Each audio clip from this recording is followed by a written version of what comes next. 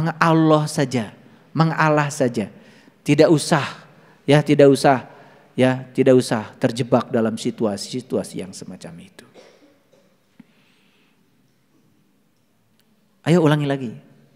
Jadi orang-orang yang sudah kembali kepada Allah, kembali pada nikmat Allah, kembali kepada karunia Allah, kembali kepada keridhaan Allah, hidupnya bersama Allah, matinya bersama Allah, tidak ada bencana, tidak ada musibah. Paham ya? Nah, awas. Memahaminya harus hati-hati ya. Udah ngaji di sini malah keserempet sepeda motor. Baru aja ngaji. Keserempet sepeda motor mau disebut musibah atau tidak, terserah kamu. Bagi orang yang ridho, tidak ada musibah. Ngerti maksudnya? Mau bebas dari musibah? Ya. Mau bebas dari banjir? Bebas dari utang? Ya nggak apa-apa kalau kalian harus punya utang nyicil, nggak apa-apa. Saya juga punya mobil nyicil kok, nggak masalah. Nggak dosa kok punya utang, yang penting mau bayar utang. Yang dosa itu yang suka pinjam-pinjam tapi nggak bayar. Kadang-kadang jadi kebiasaan, pinjam terus, bayarnya lupa. Iya, nunggu diikhlaskan. Nah ini watak yang, aduh watak kayak gini jangan dipelihara ya. Nunggu diikhlaskan, nunggu belas kasihan, harus konsekuen. Kalau pinjam, kamu bayar. Kalau janji hari anu mau bayar ya bayar. Ini masalah watak. Ya, sehingga kamu menjadi tidak dipercaya lagi sama orang lain. Ya.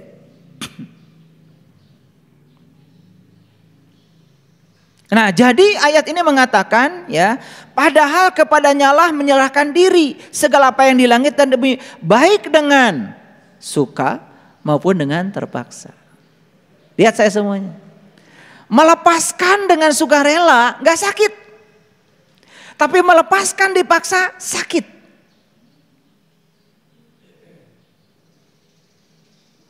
Nah pertanyaannya sekarang, hayang dipaksa wae. Melepaskannya itu harus dipaksa oleh semesta, harus dipaksa oleh Allah gitu. Sakit. Dipaksa sama siapapun, tetap kalau dipaksa itu akibatnya sakit.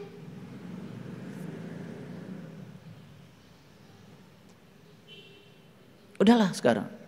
Ayo, selepas dari sini latihan. Nah itulah pentingnya kita pergi sekarang ke rumah sejati kita. Pergi ke rumah diri kita yang sebenarnya. Pulang kepada Allah. Bersama dengan Allah semuanya menjadi mudah. Gak ada musibah, gak ada bencana. Kenapa? Bersama dengan Allah kita menjadi mudah melepaskan. Ya Allah, terima kasih. Saya dikasih rezeki yang luar biasa. Hati-hati. Ketika rezekimu luar biasa, tidak sebanding dengan upayamu, hati-hati, itu bukan berkah.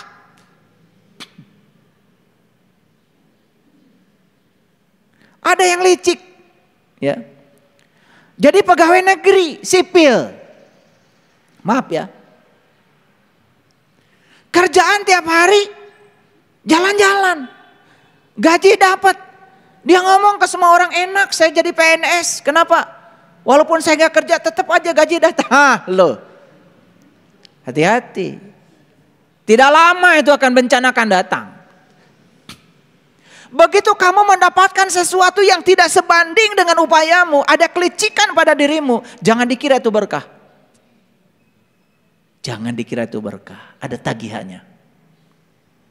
Makanya lihat orang-orang yang semacam itu kerja enggak tapi pengen dapat gaji, duitnya enggak berkah. Anaknya sakit, istrinya sakit, dikit-dikit ke rumah sakit, ya. Kadang-kadang duitnya ditipu orang, itu karena gitu. Awas, hati-hati ya. Belajar spiritual itu harus ada kesebandingan. Kamu pinter, ngomong berapa menit kamu dihargai orang. Kalau itu sebanding dengan kepintaranmu kamu dapat berkah, itu bagus. Tapi kalau sudah mulai licik membohongi orang, kamu dapatkan penghasilan sebanyak-banyaknya, itu juga akan berakhir dengan penderitaan. Kan pernah dengar ada investasi bodong? Investasi bodong itu kan sebenarnya tipu-tipuan dengan berkedok investasi yang ujung-ujungnya kan nyedot duit orang. Dia mencari rezeki dengan cara yang tidak sebanding dengan upaya dia. Dia kira itu bagus. Nih anak-anak saya, kalian cari rezeki yang sebanding dengan kompetensimu, yang sebanding dengan upayamu, yang sebanding dengan keahlianmu. Itu yang berkah. Rezekinya gak apa-apa banyak juga. Yang penting halal. Nanti tubuh kita jadi sehat, pikiran kita jadi sehat, batin kita suci, tidak ternoda. Karena tidak ada yang bukan hak kita raih dengan cara-cara yang licik. Ngerti maksud saya? Nah ini kadang-kadang, mohon maaf ya, banyak sekali kan orang yang mencari rezeki dengan cara-cara yang licik. Dia pikir hasilnya banyak yang tidak sebanding dengan upaya dia itu bagus. Tidak, ada tagihannya. Nah kalian-kalian nih yang kerja, hari ini dapat, itu bagus. Bagus. Siapa tahu itu membawa berkah. Bapak saya anaknya 11. Kerja di perkebunan teh cuman sebagai manor besar teknik. Yang gajinya itu ya sebulan gak cukup. Tapi kami ya bisa sekolah semua, aneh kan? Nah, itu berkah namanya. Karena yang beliau dapat sebanding dengan yang beliau keluarkan. Sebanding dengan kerja keras yang beliau lakukan. Jadi kalau kita mendapatkan keuntungan yang berlimpah, tidak sebanding dengan upaya kita, hati-hati. Periksa oleh kita, ada kelicikan kita enggak di situ? Kalau ada kelicikan, menyelinap jadi rezeki kita, itu membawa masalah dalam hidup kita. Maaf ya, mungkin duitmu tuh nanti habis buat cuci darah. Makanya hidup tuh yang paling enak itu jujur. Tadi jujur apa? Jujur apa tadi? Pikiran sama, tulis pikiran sama dengan perkataan sama dengan perbuatan, gitu aja. Definisinya nggak pusing-pusing. Jujur adalah pokoknya pusing lah. Pokoknya apa yang kau pikirkan itu yang kau katakan, itu yang kamu lakukan. Lihat. Itu yang membuat seseorang itu selalu kelihatan cantik dan ganteng. Jadi kalau kamu ingin kelihatan cantik sepanjang hidupmu, kelihatan ganteng sepanjang hidupmu, sudah jujur aja. Percaya sama saya. Yang perempuan cantik di usia berapapun kalau jujur. Yang laki-laki ganteng di usia berapapun kalau jujur. Percaya sama saya, cantik dan ganteng. Paham ya? Gitu. Gimana ayah? Saya kan wajahnya jelek. Jujur kamu. Insya Allah kamu tetap jelek.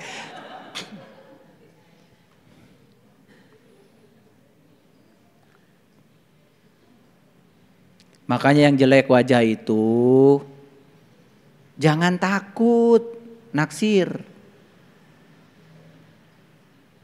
Karena yang berhak takut itu yang ditaksir. Ini pesan penting dari saya. Pokoknya kalau jujur itu pagar kita. Nah, tahu pagar? Pagar tuh? Pagar itu bukan sekedar pelindung loh. Tapi pagar itu juga bisa jadi hiasan. Coba rumah kita dikasih pagar, gak ada orang manjat. Dan pagar itu bukan sekedar pelindung, tapi juga bisa perhiasan. Apalagi pagarnya pagar hidup. Betul gak? Coba bikin pagar di depan rumah pakai pohon singkong. Kan tiap pagi ngundur singkong, betul gak? Itu pagar. Bahkan pagar itu bisa ngasih makan sebetulnya. Kalau jujur jadi pagar kita, apa yang terjadi? Dipagerin. Maka kita akan menjadi terlindung, ganteng, betul? Karena ada pagarnya, ada sarungnya. Maaf ya, makanya udah usaha kecil-kecilan, gak jujur lagi, ya tambah kecil. Coba, Jujur deh. Jujur. Apa yang kamu katakan, lakukan. Jangan suka menarik perkataan. Kalian kadang-kadang ngomong suka basa-basi, jadinya basi. Contoh begini, ayah sebetulnya sih saya pengen ngaji. Cuman, kalau kamu nggak datang di sini, kamu tuh nggak pengen. Kalau pengen pasti ada jalan dari semesta untuk datang di sini. Ngerti maksud saya? Jangan ngomong gitulah sama saya, basa-basi itu. Sebenarnya saya pengen datang, cuman kamu itu nggak pengen datang. Kalau pengen datang itu harus ada di sini. Ke saya jangan ngomong gitulah, itu kan menghina saya. Cuman kadang-kadang saya kan harus ngelus dada aja, ya. Lihat anak-anak saya model-model kayak gitu, ya. Basa-basi, basi jadinya. Jadi oleh karena itu, kalau nggak mau datang, nggak usah ngomong gitu. Karena kalau kamu nggak mau datang, ya kamu juga tidak akan ada di sini. Kalau mau datang dan kencang maunya, ya pasti ada di sini. Karena begitu kita mau, semesta akan ngasih jalan untuk ada di sini. Paham maksud saya? Nah, ini adalah pelajaran penting supaya kita tidak banyak basa-basi. Oleh karena itu, yuk, mau pulang sekarang? Pulang sekarang. Pulang kepada Allah, gak usah nunggu mati nanti. Karena kalau kita pulang di kehidupan yang sekarang, kita akan pulang sempurna di kematian nanti. Kullu nafsin zaikatul maut. Setiap yang bernyawa harus merasakan rasanya hidup, rasanya mati. Setiap yang bernyawa harus merasakan rasanya mati. Merasakan rasanya mati justru ketika kita masih hidup. Karena kalau udah mati mah kalian tidak akan bisa merasakan rasanya mati. Kasihan dong orang mati merasakan rasanya mati. Orang mati mah gak ngerasain apa-apa, disabunin apa, mau dibakar kek, mau di apa gak masalah. Ya, mau meninggalnya di sungai, mau meninggalnya di laut gak masalah. Yang masalah kan kita. Sama-sama ke bumi kok. Betul gak? Ya sama-sama ke bumi, gak terbang ke Mars.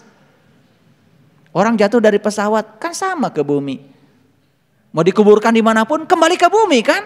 Gak masalah sebenarnya. Yang masalah tuh kita. Karena senang memasalahkan yang bukan masalah. Riweh. Iya. Orang naik haji. Mati di Mekah. Telepon kerajaan Saudi. Mohon jenazah kedua orang tua saya dikembalikan ke kampung halaman. Riweh atau ongkosna.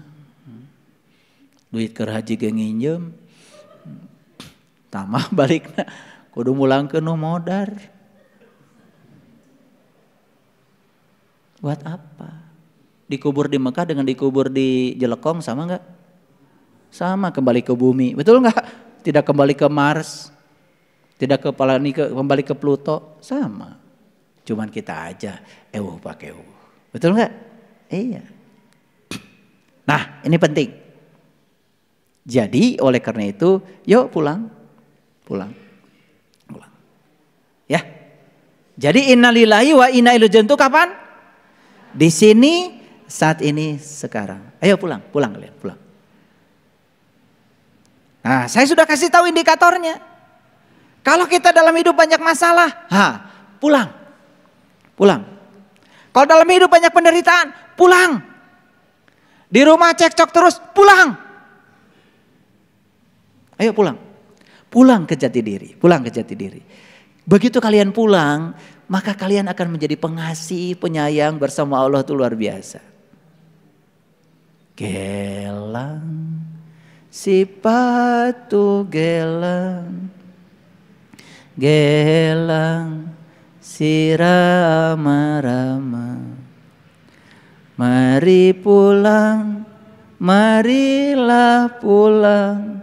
Marilah pulang ke rumah diri kita. Gitu. Balik. Ya. Ayo. Rasakan sekarang. Begitu kita pulang ke jati diri kita, sadar bahwa kita bersama Allah. Pulang kepada Allah. Di sini, saat ini, sekarang. Bersama Allah. Lillah, billah, bismillah. Alhamdulillah, rasakan oleh. Kedamaian mulai datang dan kita mudah sekali untuk melepaskan apapun. Gak ada lagi saya nanti menerima keluhan itu. Anak saya pergi meninggalkan keluarga, lepaskan. Nanti juga balik. Istri saya sedang di mertua, sekarang sedang niis. Karena pas saya antep.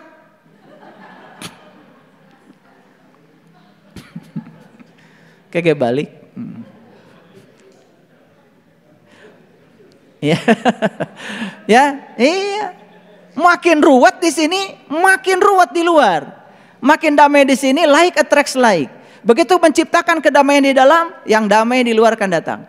Begitu menciptakan kebahagiaan di dalam, yang damai-damai keluar. Makanya berhenti membicarakan yang kalian tidak ingin dalam hidup. Bicarakan saja yang kalian ingin. Maka yang akan datang dalam kehidupanmu pasti yang kamu ingin. Terlalu sering membicarakan yang tidak diinginkan, hati-hati. Maaf ya, membicarakan istri, membicarakan suami yang tidak diinginkan. Maka itu akan terjadi berulang-ulang dalam kehidupan kita. Tidak akan ada solusinya. Menceritakan siapapun yang tidak kita inginkan, stop mulai sekarang. Stop. Pulang. Berhenti bicara banyak-banyak. Ya, gitu saja kajian kita hari ini. Walaupun ayatnya tidak banyak, pengertiannya tidak banyak, semoga ini menjadi nutrisi bagi kekosongan diri. Sehingga kita setelah ini mendapatkan nutrisi yang sebenarnya untuk menuju pada kedamaian. Semoga seluruh makhluk hidup senantiasa berbahagia. Terima kasih. Shadaqallahul adzim. Barakallahu li wa lakum. Assalamualaikum warahmatullahi wabarakatuh.